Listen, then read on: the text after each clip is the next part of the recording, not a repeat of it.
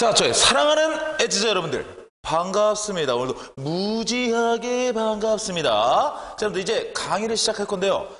저번 시간에 배웠던 내용들 어떻게 다들 복습들 하셨습니까? 우리 전김성도, 이온에너지, 전자신화도 복잡해 막 이것저것 새로운 단어들이 등장을 했죠. 자, 우리가 지금 배우는 건요, 원소에 대해서 배우고 있고요, 원자의 주기율이라는 성질에 대해서 지금 배우고 있거든요. 그 부분에서 우리가 좀 알아야 될 게 지금 새로운 개념인 이온에너지, 전자친화도, 전김성도, 물론 여러분들 통합과학에 나오진 않아요. 근데 여러분이 나중을 생각해서 좀 지금 들어볼 필요가 있다고 해서 선생님이 좀 집어넣었거든요. 근데 어쨌든 여러분들 이러한 성질들이 주기적으로 반복된다. 그래서 집어넣은 겁니다. 자, 선생님이 설명할 때요, 이온화 에너지가 일쪽인 원소들, 알칼리 금속 쪽이죠? 얘네들은 어떻다 그랬어요? 작다 그랬죠? 예, 알칼리 금속 쪽 애들은 작다. 계속 이온 에너지가 증가하다가 다시 알칼리 금속 쪽으로 왔을 때 작고, 계속 증가하다가 다시 알칼리 금속 쪽으로 왔을 때 작고, 이런 식으로 반복된다는 거죠. 전기음성도도 마찬가지고, 그리고 전자친화도 마찬가지입니다. 즉, 주기율이라는 반복되는 성질을 익히기 위해선 반드시 알아야 되는 개념이거든요. 그냥 원자는 반복된다. 이렇게 하고 끝나면은 강의는 뭐 한 5분이면 끝납니다. 근데 제가 원하는 강의는 그런 게 아니거든요. 여러분들이 아셔야 되는 부분들은 알고 넘어가셔야 됩니다. 그래서 집어넣었던 거고요. 반드시 복습이 좀 있어야지 여러분들이 좀 편하게 진행이 되지 않을까, 그렇게 생각을 합니다. 어쨌든 오늘은요, 원자의 구조에 대해서 이제 배울 겁니다. 원자의 구조를 배우면 드디어 왜 원자마다 다른 스펙트럼이 나오는지, 그러한 이유들도 대략적으로나마 알 수 있겠네요. 원자마다 다른 스펙트럼이 나오는 거, 그것도요, 좀 더 자세히 들어가면 막 계산하고 복잡하거든요. 근데 우리는 그것까지 할 필요는 없고 간단하게. 자, 원자 구조. 일단 여러분들 중학교 때 배웠던 거, 원자 모형에 대해서 한번 설명을 해보고자 합니다. 기억을 한번 해보세요. 첫 번째, 돌턴입니다. 돌턴이 최초의 원자설을 이야기했죠. 그쵸? 많은 부분이 틀렸습니다. 원자는 더 이상 쪼개지지 않는다. 그쵸? 그 다음에 원자는 다른 원소로 바뀌지 않는다. 다른 원자로 바뀌지 않는다. 예, 핵융합으로 바뀔 수 있죠. 그리고 핵분해로 바뀔 수 있죠. 예, 그리고 쪼개지지 않는 것도 결국 쪼갰더니 핵과 전자라는 게 나왔죠. 많은 부분이 틀렸습니다. 하지만 최초의 원자론을 확립했다는데 큰 의의를 두는 거죠. 어쨌든 돌턴, 원자는 더 이상 쪼개지지 않는다. 그리고 구 모양이고 쪼개지지 않습니다. 예, 공이죠. 그래서 돌턴이 얘기했던 건 공 모형입니다. 공 모형. 그 다음에 여러분들 톰슨이라는 과학자가요, 음극선 실험을 합니다. 음극선 무엇이냐면요, 진공관의 전극을 연결합니다. 그리고요, 큰 전압을 걸어요. 즉 고압의 장을 빡 겁니다. 이때 마이너스 극에서요, 뭔가 광선이 나옵니다. 이 광선은요, 플러스 극 쪽으로 향합니다. 마이너스 극에서 나왔어요. 음극에서 나왔습니다. 음극선이에요. 음극선 실험이라고 얘기합니다. 자, 이 음극선의 정체는 무엇이냐? 바로 전자다. 이렇게 이야기한 것이다. 즉, 톰슨에 의해서 우리는요, 전자를 발견하게 됩니다. 그리고 톰슨의 제자 러더퍼드는 실험을 다른 걸 한번 진행을 해봅니다. 다른 걸 진행해보고 의외의 결과를 얻게 되죠. 예, 깜짝 놀랐을 거예요. 본인이 예상했던 것과 전혀 다른 결과가 나왔거든요. 바로 알파 입자라는 헬륨 원자핵을 쏩니다. 알파 입자라는 헬륨 원자핵. 헬륨 원자핵이 뭐죠? He, 헬륨 원소교, He 해놓고 위에다가 E+. 그렇죠. 전자가 없으니까 원자핵이니까. 헬륨 원자를 빡 썼어요. 그럼 얘는 플러스의 성질을 가진 입자겠죠? 이 입자가 갔는데요, 대부분의 경우는 통과했습니다. 예, 통과했어요. 그거는 러더퍼드도 예상했어요. 근데 문제는 아주 일부가요, 크게 휘거나 또는 튕겨 나왔답니다. 이 튕겨 나오는 거. 이 튕겨 나오는 현상은 마치요, A4 용지를 놓고 대포알을 쐈는데 대포알이 튕겨 나오는 것과 같은 현상이라 했거든요. 굉장히 놀랄 수밖에 없었죠. 즉, 원자의 가운데에는 질량이 크고 플러스 전하를 가진 무언가가 존재한다. 이것을 우리는 코어라고 하자. 그래서 원자핵이라고 부릅니다. 전자가 발견됐고 원자핵이 발견됐습니다. 그러면 가운데에 원자핵이 있어요. 그럼 전자는 이 주위를 빙글빙글 돌 것이다. 이렇게 이야기하죠. 이렇게. 그리고 빙글빙글 돈다 그래서 우리는 이걸 행성 모형이라고 합니다. 행성 모형. 자, 그리고 체드웍은요, 드디어 중성자라는 걸 발견하면서 원자량 문제를 해결해야 됩니다. 옛날 사람들이요, 핵만 발견하고 양성자를 발견했거든요. 그리고 핵은 양성자로 이루어져 있다고 생각을 했어요. 그런데 양성자의 개수로 했을 땐 원자량이 맞지 않는 겁니다. 당연하죠. 중성자도 양성자와 같은 질량을 갖고 있잖아요. 조금 더 큰 질량. 그러니까 이것도 계산해야 되는데 계산이 안 맞아요. 그러다가 최도억이라는 과학자가 드디어 중성자를 발견하게 되고요. 그럼으로써 원자량 문제가 해결이 되는 겁니다. 자, 어쨌든 여러분들, 톰슨은 푸딩 모형을 발표하고요. 러더퍼드는 행성 모형을 발표합니다. 행성 모형은 아까 얘기했죠. 원자핵이 있고 전자가 그 주위를 빙글빙글 돈다. 마치 행성처럼. 근데 푸딩 모형은 무엇일까요? 자, 플러스는 발견되지 않은 상황입니다. 근데 전자가 발견됐어요. 근데 원자는 중성이거든요. 그러면 이 전자를 중성으로 만들 분명히 플러스가 있을 거라는 거죠. 원자에. 근데 원자에서 플러스라는 원자핵은 발견되지 않았으니까 플러스가 골고루 퍼져 있을 것이고 전자가 당연히 거기에 있어서 중성이 될 것이다. 근데요, 전자가 그냥 있으면 도망가지 않을까요? 그래서 생각했던 게, 그러면 플러스로 이루어진 말랑말랑한 곳에 전자가 팡팡 파방팡 상큼하게 바로 붙는다는 거죠. 예, 이겁니다. 바로 이렇게 말랑말랑한 거, 푸딩. 그쵸? 그래서 푸딩 모형이라고 합니다. 즉 말랑말랑한 양 전하를 띠는 원자 안에 전자가 팍팍 박혀 있을 것이다. 이게 바로 톰슨이 주장했던 푸딩 모형이고요. 그 제자 러더퍼드는 행성 모형을 발표합니다. 원자핵을 발견한 거죠. 그리고요, 이후에 보어는요, 선 스펙트럼을 분석하게 됩니다. 그게 무슨 말이냐면요, 원자에 대해서 스펙트럼을 관측했더니 선 스펙트럼이 나온다는 겁니다. 그게 왜 문제가 되냐고요? 예, 큰 문제가 됩니다. 그리고 정말 큰 발전을 이루는 계기가 되죠. 즉, 러더퍼드의 행성 모형대로 하면요, 이따가 설명하겠지만 연속 스펙트럼이 나와야만 성립합니다. 하지만 보어가 실험한 결과로는 선 스펙트럼이 나온다는 거죠. 그럼 뭔가 러더퍼드의 이론에 잘못된 점이 있었다는 거죠. 그것을 해결한 게 보어고요. 그 보어가 해결하지 못한 부분을 또 해결한 게 바로 불확정성 원리, 보른의 전자 구름 모형입니다. 물론 불확정성 원리는 여러분들 하이젠베르크 아시죠?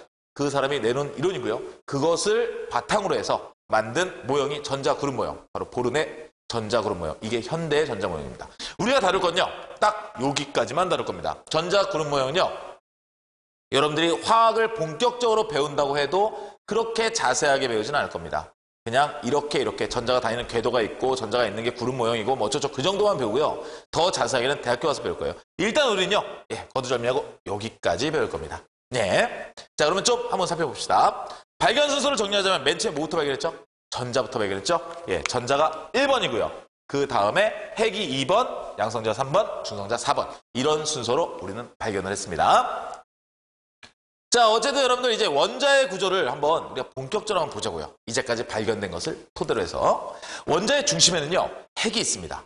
그렇죠? 핵은 무슨 전하를 띠죠? 그렇습니다. 플러스 전하를 띠는 원자 핵이 있고요. 그 주위에 무엇이 돌고 있어요? 마이너스 전하를 띠는 전자가 돌고 있다는 거죠. 그죠? 자, 그리고 원자핵은요, 살펴보니까요, 양성자와 중성자로 이루어져 있다는 겁니다. 양성자와 중성자로 이루어졌다. 사실 우리는 양성자와 중성자도 무엇으로 이루어졌는지 살짝 알고 있죠? 그들은 몰랐습니다. 그래서 여러분들이 더 잘난 거예요. 이 잘난 여러분들에게 지도를 해준 게 바로 납니다. 어쨌든 여러분들, 원자핵은 양성자와 중성자로 구성되어 있다. 그러면 이 입자의 성질 한번 살펴볼까요? 자, 양성자는요, 실제 질량이요. 곤란해지네요. 예, 오케이, 좋습니다. 양성자는요, 실제 전하가요. 곤란해지. 예. 왠지 선생님은 알고 있을 것 같죠? 알고 있습니다. 하지만 외울 필요가 없다는 거죠. 바로 이렇게 주어집니다. 즉, 양성자는요, 실제 질량이 1.673 곱하기 10의 2 마이너스 24입니다. 굉장히 작은 질량이죠. 중성자는요, 1.675입니다. 예, 조금 큰 거죠. 중성자의 질량이 약간 크다 그랬어요. 예, 요만큼 큰 겁니다. 그리고 전자는요, 9.10 곱하기 10의 마이너스 28입니다. 왜 무지하게 작죠? 전자는 1837분의 1입니다. 누구의? 양성자의 1837분의 1의 질량을 갖고 있고요. 그래서 얘기했었죠. 질량을 몇으로 둔다? 0으로 둔다. 즉, 상대적 질량은요, 양성자가 1, 중성자가 1. 그리고 전자는요, 1837분의 1은 정확한 숫자를 나타낸 거고, 우리가 계산할 땐 0으로 둡니다. 그래서 질량수는 양성자와 중성자의 개수로 따지죠. 왜? 얘네를 각각 1로 놓았으니까. 개수가 결국 질량수가 되는 거죠. 그리고 실제 전은요, 1.6 곱하기 10의 마이너스 19승 쿨롱입니다. 그러면요, 중성자는요, 0입니다. 당연히 0이고요. 전자는 마이너스 1.6 곱하기 10의 마이너스 19승 클롱입니다. 굉장히 어쨌든 작은 전화량이죠. 하지만 우리가 보는 이러한 원자들은 한 개만 있는 게 아니죠. 자, 상대적 전화를 따져도요. 양성자는 플러스 1, 중성자는 0, 그리고 전자는 마이너스 1이라고 표시할 수 있겠네요. 자, 관련된 성질이 우리한테 중요하겠죠? 양성자는 무엇을 결정합니까? 예, 바로 그겁니다. 원자 번호를 결정하죠. 그리고 중성자는요. 중성자의 개수가 몇 개냐에 따라서 같은 원자임에도, 같은 원자 번호를 갖는 놈임에도 다른 놈으로 치부했죠. 대표적인 게 수소, 중수소, 삼중수소입니다. 셋 다 수소입니다. 양성자가 몇 개? 한 개. 하지만 중성자가 수소는 없고요. 중소는 한 개 있고 삼중소는 두 개 있어서 각각 다른 놈으로 치부했습니다. 즉, 우리는 이렇게 주기율표에서 같은 위치를 차지하지만 다른 성질을 갖는다. 이것을 우리는 동위원소라고 합니다. 동위원소. 같은 위치를 갖는 원소이다. 그래서 동위원소라고 얘기합니다. 즉, 중성자는 동위원소를 결정하는 놈들입니다. 동위원소. 자, 다른 성질을 갖는다 그래서요. 여러분 좀 오해할 수 있는데 화학적 성질은 동일합니다. 단지 물리적 성질이 달라요. 질량이 다르고요. 화학적 성질은 그럼 왜 동일할까요? 양성자의 개수가 같다는 건 중성일 때 무엇의 개수가 같다? 전자의 개수가 같다? 전자의 개수는 화학적 성질을 결정한다. 그겁니다. 아시겠죠? 그래서 화학적 성질은 동일합니다. 동위원소도. 즉, 수소, 중수소, 삼중수소. 셋 다 수소의 성질은 동일하다는 거죠. 자, 전자입니다. 전자는요. 관련돼서 지금 얘기했죠. 화학적 성질을 결정하는 겁니다. 그게 바로 전자입니다. 전자가 화학적 성질을 결정할 수 있는 이유, 움직일 수 있다는 거죠. 원자 핵은요, 무거워서 움직이지 않는다는 거죠. 그죠? 자, 이거는요, 원자의 표시입니다. 원자의 표시는 여러분들 이렇게 원소 기호를 적으시고요. 밑에는 양성자의 개수, 즉 원자 번호를 적으시고 위에는 질량수, 양성자와 중성자 수를 합한 값을 여러분이 적으시면 됩니다. 이렇게 원자를 표시합니다. 자, 볼까요? 지금 표시되어 있는 원자가 나왔습니다. 바로 칼슘이죠. 칼슘은 원자 번호가요, 20이네요. 그렇죠? 양성자 수가 20개라는 얘기고요. 전자수는요, 지금 여기에 아무런 이온 표시가 되어 있지 않죠? 즉, 전자도 양성자의 개수가 같다는 얘기죠. 그래서 전자수 20. 질량수는요, 위에다 적는다 그랬죠? 40. 자, 질량수는 양성자와 중성자를 합한 값이에요. 양성자가 20이었어요. 중성자 20이 되겠죠. 20. 그렇죠? 자, 지금 보신 것처럼 원자 번호는요, 양성자 수고요. 지금 봤더니 또 어때요? 중성 원자일 때는 전자의 수가 원자 번호와 같겠죠. 예. 지금 봤을 땐 또 중성자 수도 같았는데, 중성자 수는 아까 얘기했다시피 같은 원소라도 계속 바뀌기 때문에 원자 번호의 기준으로 삼을 수는 없습니다. 중성 원자일 때는 양성자 수, 전자 수가 원자 번호, 그리고 중성 원자가 아닐 때는 양성자 수만 원자 번호. 그렇다면 우리가 기준으로 삼아야 될 건 양성자 수가 원자 번호가 된다는 거죠. 그죠? 질량수는 양성자와 중성자를 합한 값이다. 이렇게 알아두시면 될 것 같아요. 자, 원자 모형을 다시 한번 살펴볼게요. 그래서 원자 모형을 또 한번 보겠습니다. 돌턴, 공모형했죠. 원자는 더 이상 쪼개지지 않는다. 톰슨, 아까 뭐라 그랬어요? 마이너스에서 광선이 나온다 그랬어요. 그래서 어디로? 플러스로 한다 그랬습니다. 그리고 이 광선의 이름을 음극선이라고 한다 그랬죠. 예, 그리고 이 음극선의 정체는 전자라고 했습니다. 자, 그래서요, 톰슨이 얘기한 실험은 음극선 실험입니다. 음극선 실험. 이 음극선 실험으로 발견한 것은 전자이고요. 그래서 나타낸 모형은 말랑말랑한 양전하의 공에 전자가 콕콕콕콕콕 상큼하게 박혀있다. 그래서 푸딩 모형이라고 얘기한다 그랬죠. 푸딩 모형. 예, 좋습니다. 그 다음에 여러분들, 톰슨은 그의 제자입니다. 그의 제자로서 또 실험을 수행합니다. 자, 이 모형 위에서 이제 이 모형을 바탕으로 실험을 수행하는데요. 자, 이자가 실험했던 건요, 바로 알파 입자였습니다. 근데 알파 입자가 어떻게 됐어요? 산란됐죠? 그렇죠, 산란. 또 산란한다고 또 알란다고 생각하지 말고, 예, 퍼지는 거. 그죠? 자, 산란합니다. 그래서 알파 입자 산란 실험이라고 얘기합니다. 알파 입자 산란 실험. 알파 입자 산란 실험이라고 얘기하고요. 이 알파 입자의 정체는 뭐라 그랬죠?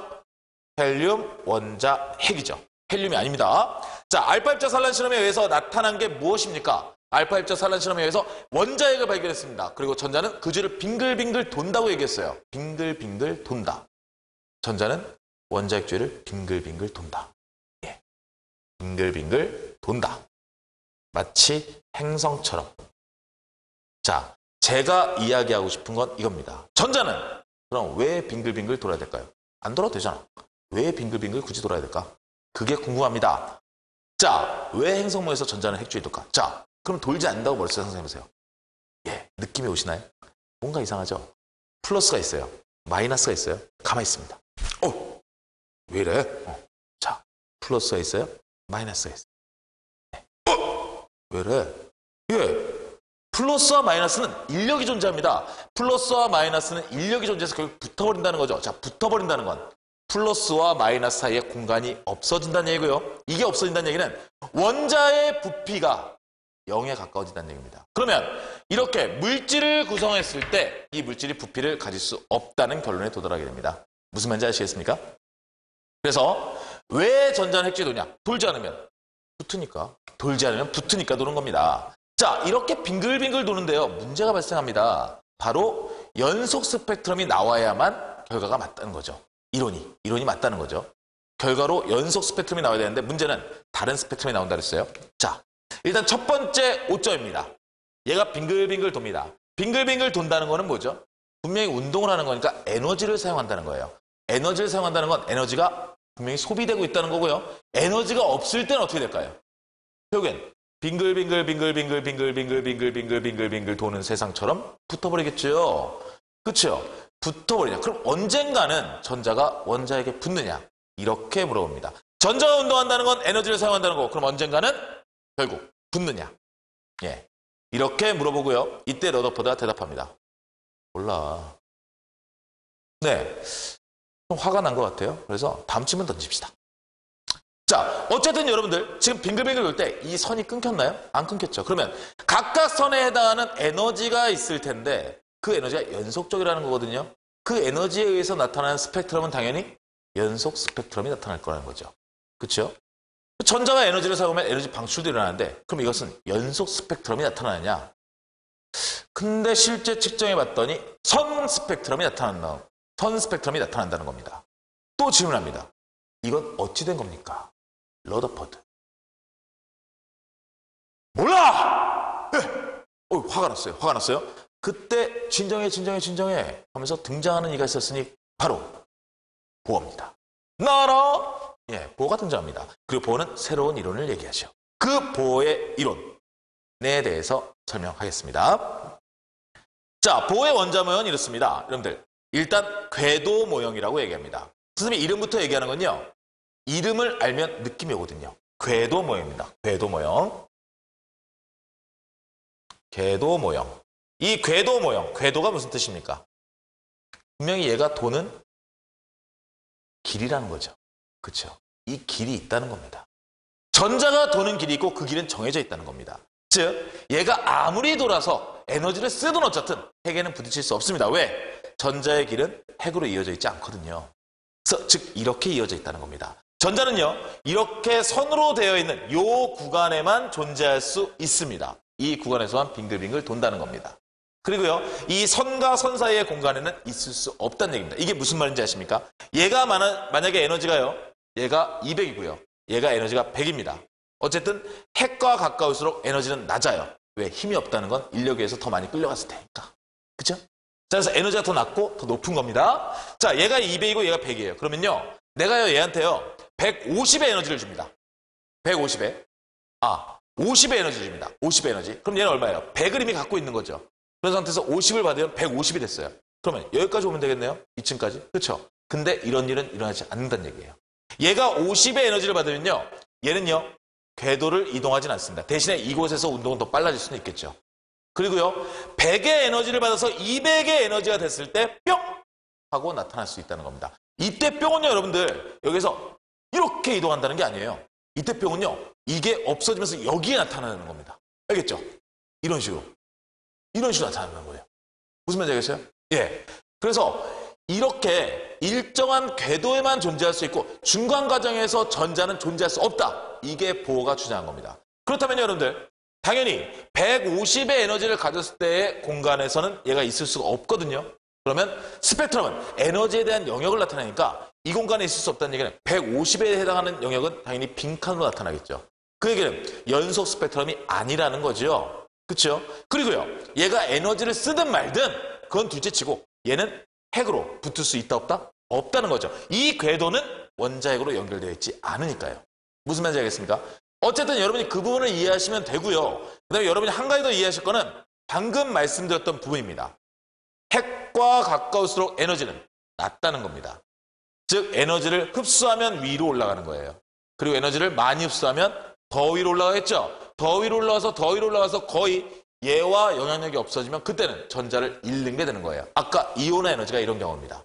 에너지를 받아서 전자가 튀어나가는 거죠. 튀어나가는 거.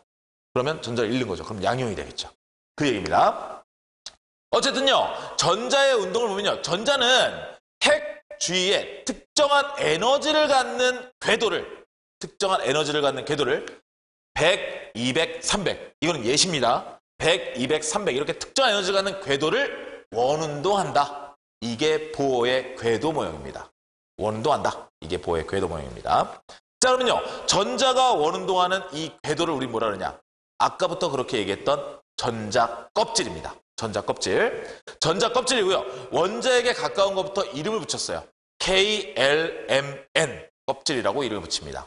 KLMN 껍질이라고 이름을 붙이고요. 이때 K는 N-니코르 1, L은 N-니코르 2, 그 다음에 M은 N-니코르 3이라고 되어 있죠. 이때 N은요. 좀 더 편하게 나타내기 위해서 괜히 KLM 쓰는 게 너무 귀찮아서 N은 1, N은 2, N은 3 이렇게 나타낸 거거든요. 이때 N은 우리가 주양자수라고 표현합니다. 주양자수. 사실 양자수는요. 주양자수 외에 부양자수도 있고 스핀양자수도 있습니다. 근데 그 부분까지는 우리가 지금 알 필요는 없을 것 같아요. 그냥 이 정도. 주양자수가 있다. 이 주양자수는 껍질을 얘기하는 것이다. 알겠죠? 그 정도만 우리가 알아도 될 것 같아요. 자, 전자 껍질의 에너지 준을 봅시다. 아까 얘기했죠. KLM으로 갈수록 여러분들 에너지는 어떻게 돼요? 그쵸? 높아진다 그랬죠? N은 1, N은 2, N은 3, N은 4로 갈수록 에너지는 높아진다. 이 얘기를 하고 싶은 겁니다. 그리고 이 빈칸에는 당연히 N은 1, 2, 3, 4 이런 식으로 표현하시면 되는 겁니다. 알겠죠? 그리고 이 무한대로 갔다는 거는 뭐예요? 무한대로 갔다는 거는 이제 전자를 잃었다는 거죠. 그죠? 완전히 무한대로 멀어진 거니까. 자, 그러면 우리가 조금 정리를 한번 해봅시다, 여러분들. 자, 에너지 준위가요. 어떤 껍질부터 전자는 채워질까요? 당연히 낮은 껍질부터 채워지겠죠?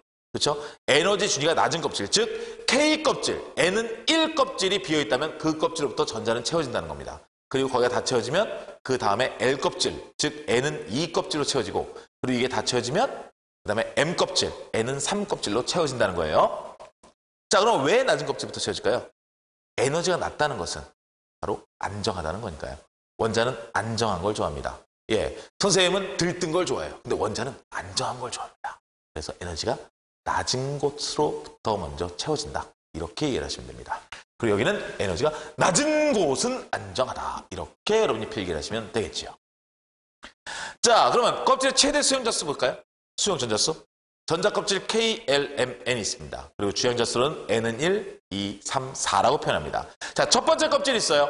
첫 번째 껍질은요. 네, 보기에도 굉장히 작습니다. 이 작은 껍질은요. 전자가 많이 들어가지 못합니다. 예, 우린 8번째마다 규칙이 뭐 8번째마다 반복된다 성질이 그래서 옥텟 규칙 막 이런 얘기를 하는데요. 얘는 그것을 채우기 힘듭니다. 그래서 얘는 전자가요. 2개 들어가면 꽉 차요. 그래서 최대 수용 전자수는 2개입니다. 2개. 그리고 두 번째 껍질, N은 2 껍질입니다. 이쪽은 드디어 8개의 전자가 채워집니다. 8개의 전자가 채워지고 8개의 전자가 다 채워지면 얘는요. 더 이상 전자를 수용하지 못합니다. 전자를. 그래서 8개가 최대 수용 전자수가 됩니다. 그리고요. 세 번째 껍질이 있습니다. 세 번째 껍질은요. 아까 전이금속 쪽. 걔네들이 세 번째 껍질에 사실 들어가거든요. 근데 4주기에 있죠. 예, 그거는 왜 그런지는 지금 알려줄 건 아닌 것 같아요. 그래서 여러분들 일단 걔네들은요. 세 번째 껍질에 존재하는 애들인데 에너지적으로 뭐 좀 이렇게 여러 가지 문제가 있어요. 그래가지고 네 번째 주기에 집어넣은 건데 어쨌든 얘네들은요. 18개의 전자가 채워지면 완전히 꽉 찹니다. 18개. 그리고 네 번째가 있죠. 네 번째. 네 번째는요. 32개의 전자가 채워지면 끝납니다. 우리가 알아야 될 건 사실 이 부분입니다. 이 부분. 자, 어쨌든 여러분들 여기는 2개, 8개, 18개, 32개입니다. 32개. 자, 그럼 최대 수용 전자수의 법칙 보니까요. 어떻게 되면 2n 제곱을 만족하네요. 2n 제곱. 그쵸? 결국 n은 1이면 전자수는 2개고 n은 2면 8개, n은 3이면 18개, n은 4이면 32개. 결국 이것을 만족하네요. 그죠? 아, 지금 또 눈치 못 채는 애들 있어. 여기다가 2n 제곱 적으라고. 예, 이거 하나하나 그냥 해줘야 돼. 득! 자, 어쨌든 여러분들 우리가 알 건 그겁니다. 가장 바깥에 있는 전자수는 8개이면 안정하다. 근데 이상해요. 아까 8개는 한 개밖에 없었거든요. 그 다음에 18개였잖아요. 전이금속은 우리가 다루지 않는다 그랬죠. 걔네들은 다른 행동을 합니다. 다른 행동을 하고요. 우리가 알아둘 거는 걔네들도 일단 8개면 안정화됩니다. 받을 수 있는 전자의 개수가 18개라는 거지 8개면 안정화됩니다. 그리고 이렇게 보시면요. 얘네들의 각각의 전자 배치를 볼 수 있습니다. 지금 전자수 8개가 가장 안정한데요. 이 1쪽 보세요. 마지막에 어떻게 됩니까? 얘는 양성자가 3개 있거든요. 그럼 전자 3개 있겠죠. 그래서 전자 1개, 2개, 3개 이렇게 배치되어 있어요. 2개는 가장 안쪽 껍질에 들어서 꽉 차고요. 그 다음에 나머지 1개가 두 번째 껍질에 들어갑니다. 그러면 반응을 하는 전자는 어디에 있는 애예요? 그렇죠? 가장 바깥의 껍질에 있는 1개거든요. 그래서 1쪽은 원자가 전자수가 1개이다. 이렇게 이야기하는 겁니다. 아무거나 찍어볼까요? 자, 14족인 탄소입니다. 14족 탄소는요. 6번을 갖고 있습니다. 그럼 양성자 6개죠. 그러면 안쪽에 2개 채워지고 맨 끝에 4개 채워집니다. 그러면 얘는 어떻게 돼요? 원자가 전자수가 4개가 되는 거죠. 그렇죠? 자, 그 다음에 여기 보세요. 여기서 또 의문점이 발생하거든요. 지금 마지막 껍질에 전자가 몇 개 있습니까? 8개 있어요. 근데 원자가 전자수는 아까 빵개라 그랬거든요. 18쪽은. 그렇죠? 우리가 계속. 예. 근데 8개 분명히 있어요. 근데 왜 빵개일까요? 예. 그 질문은 나중에 대답하겠다고. 자, 여러분들. 어쨌든 8개입니다. 그럼 얘는 어때요? 안정하죠? 안정하니까 여기는 비활성 기체적인 거예요. 그 여기는 7개죠. 할로젠족. 그죠? 얘들은 전자를 하나 받는 걸 좋아한다. 이렇게. 근데 이렇게 하나하나 그림을 그리면 사실 너무 불편해요. 그래서 좀 간단하게 표현합시다. 리튬은요. K 껍질에 2개가 있어요. 그리고 L 껍질에 1개가 있습니다. 그래서 원자가 전자수는 마지막 껍질에 있는 전자만 세는 거니까 오른쪽으로 1개죠. 그렇죠? 그러면 우리 산소를 볼까요? 산소는 8번이랍니다. 양성자가 8개 있어요. 중성이니까 전자도 8개 있겠네요. 그러면 산소는 선생님 칠판은 조금만. 얘 상전이라고 그랬죠? 예, 이게 상전이요. 아주 그냥 물기로 닦아주고 걸레로 닦아주고 그래야 돼요. 일반 그냥 그 마카로 지우면요. 지워지지도 않아요. 왜냐면 상전이거든요. 자, 어쨌든 여러분들. 자, 산소는요. 8개입니다. 8개가 아니라 양성자가 8개입니다. 그러면요. 얘는 K 껍질에는 당연히 2개가 들어가고요. L 껍질에 6개가 들어가겠네요. 그렇죠? 원자가 전자수는 6개. 16조. 그 다음에 마그네슘입니다. 12개의 양성자를 갖고 있고 전자도 12개라는 얘기죠. 그럼 K 껍질에 2개 갖고요. L 껍질에 10개를 가지면 되는데 문제는 8개면 안정적이라고 그랬죠. 8개를 갖습니다. 그리고 M 껍질에 2개를 갖습니다. 그럼 원자가 전자수는 2개가 되는 거죠. 12족이 아니라 2족. 알칼리 토금속. 그렇죠? 알칼리 토금속 쪽. 이렇게 되는 겁니다. 근데요. 얘도 마찬가지로 원자 번호가 증가하면 이게 쭉 써야 되거든요. 너무 불편해요.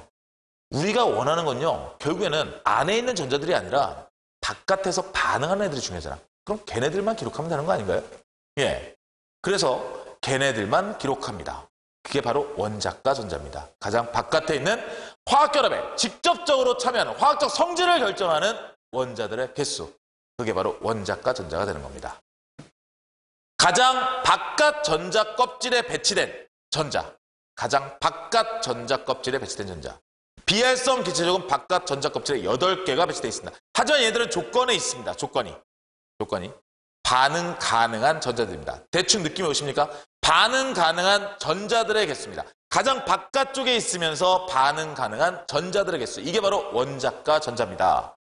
자, 지금 얘기했다시피 어차피 반응하는 놈들은 바깥쪽에 있는 애들이지 안에 있는 놈들이 굳이 바깥으로 나와서 반응하진 않는다는 얘기예요. 아시겠죠? 자, 원자가 전자는요. 화학 반응에 관여합니다. 화학 반응에 직접적으로 관여하는 애들이고요. 원자가 전자수가 동일하다는 얘기는 화학적 성질이 동일하다는 얘기죠. 화학적 성질이 동일하다. 자, 리튬을 볼게요. 리튬은요. 결론적으로 원자가 전자가 몇 개입니까? 얘는 1개입니다. 이 1개가 중요하다는 거죠. 그리고 산소는요. 원자가 전자가 6개입니다. 이 6개가 중요하다는 겁니다. 그리고 마그네슘은 2개입니다. 이 2개가 중요하다는 겁니다. 얘네 안에 전자가 몇 개 있든 그게 중요한 게 아니라 얘네 바깥에 전자가 몇 개 있냐. 얘네들이 반응을 할 것이다. 이게 중요하다. 그래서 원자가 전자로 표시하자. 이렇게 약속을 합니다. 자, 아까 얘기했죠. 18조 원자의 원자가 전자는 몇 개입니까? 0개입니다. 왜? 반응을 안 한다 그랬죠. 반응을 안 한다는 얘기는 아까 얘기했던 전제 조건에 위배되죠. 그래서 반응하는 전자는 없기 때문에 빵개라고 표시하는 겁니다. 그렇죠? 자, 그러면 이 8개를 표시할 수 있는 다른 방법은 없을까요? 있습니다. 최외곽 전자라는 표현이 있어요. 참고로 알으세요. 최외곽 전자수. 최외곽 전자수는요, 순수하게 있는 전자를 세는 겁니다. 최외곽 전자수. 최외곽 전자수는요, 순수하게 그냥 있는 애들, 바깥에 있는 전자 개수. 그래서 이때는 18쪽이어도 8개라고 표시합니다. 이게 지금 마른 걸레로 안 닦아가지고 젖어서 그래요. 네. 어쨌든 최외곽 전자수 이렇게 표시합니다. 이것은 8개로 표시하고 원자가 전자수로 했을 때는 18쪽은 0개라고 표시합니다. 여러분들 선생님들이 뭐 어떻게 가르치는지 모르겠어요. 통합과학을 물화생지 선생님들이 다 나눠서 가르칠 수도 있고요. 또는 그냥 한 선생님이 맡아서 하실 수도 있고요. 선생님 같은 경우는 뭐 잘난 체는 아니지만 어쨌든 고등학교 과정까지는 물화생지를 1, 2 다 합니다. 물론 전공은 화학이고요. 그러다 보니까 어쨌든 통합과학을 선생님이 좀 맡아서 하고 있어요. 뭐 능력이 되니까. 예. 뭐 능력 되면 해도 되잖아. 예. 그런데요. 어쨌든 여러분 학교 선생님들이 어떤 분들이 하시는지 모르겠습니다. 그래서 원자가 전자수를 18쪽이 8개다. 이렇게 말씀하실 수는 있어요. 근데 확실한 건 원자가 전자수는 18쪽은 0개입니다. 0개고요. 여러분들 일단은 뭐 다른 지식이지만 틀린 지식이지만 일단 여러분들이 시험 보는 거는 그쪽 학교죠. 그렇죠? 예, 그쪽 학교 선생님한테 맞출 필요는 있을 것 같아요. 예, 알겠죠? 자, 전자 배치와 주기율입니다. 그럼 전자의 배치에 따라서 이 반복되는 성질이 왜 나타나느냐? 자, 이거죠. 원자과 전자가 몇 개일 때 안정하다 그랬어요. 8개일 때 안정하다. 그래서 무슨 규칙? 옥텟 규칙이라는 말을 많이 들으셨을 겁니다. 옥텟 규칙. 원자과 전자가 8개일 때 안정. 근데 여기서 이상한 말이 나왔어요. 아까 원자과 전자는 18쪽은 0개라 그랬죠. 근데 원자과 전자가 8개. 자, 얘는 18쪽은 맞는데 얘는 그야말로 18쪽에 대해서 봤을 때는 반응할 수 있는 전자가 없어서 그런 거고요. 없어서 그런 거고 우리가 지금 얘기할 때는 원자과 전자라는 그냥 그 개념을 보는 거잖아. 그래서 8개라고 원자과 전자가 8개 그렇게 쓰는 겁니다. 그리고요. 원자과 전자가 0개라고 하셔도 됩니다. 원자과 전자가 0개일 때 안정. 그렇게 원자과 전자가 0개라는 얘기는 무슨 말이야? 바깥쪽에는 전자가 없고 그 안쪽엔 꽉 차 있다. 이렇게 표현이 되는 거니까 어쨌든 그렇게 쓰셔도 상관없습니다. 그래서 우리가 옥텟 규칙이라고 얘기하고요. 1족은 원자과 전자수가 1개죠. 그리고 2족은 2개. 그 다음에 13족은 3개, 14족은 4개가 됩니다. 그리고 마찬가지로 15, 16, 17, 18족 5개, 6개, 7개, 8개 됩니다. 그렇죠? 자, 2족에서 13족으로 갑자기 넘어뛰었어요. 3족에서 12족은 전이금속족이라서 우리가 다루지 않는다 그랬죠. 그렇죠? 그래서 넘어가는 겁니다. 자, 전자 배치와 주기를 보세요. 지금 보시면 이게 원자과 전자의 수입니다. 원자과 전자의 수가 어떻게 됩니까? 쭉쭉쭉쭉쭉 갔다가 뚝 떨어지죠. 오, 네온. 네온의 원자과 전자 수는 빵개. 맞죠? 네온 맞죠? 네온 맞죠? 네온이 맞다니까. 자, 그래서 요렇게 해서 반복되네요.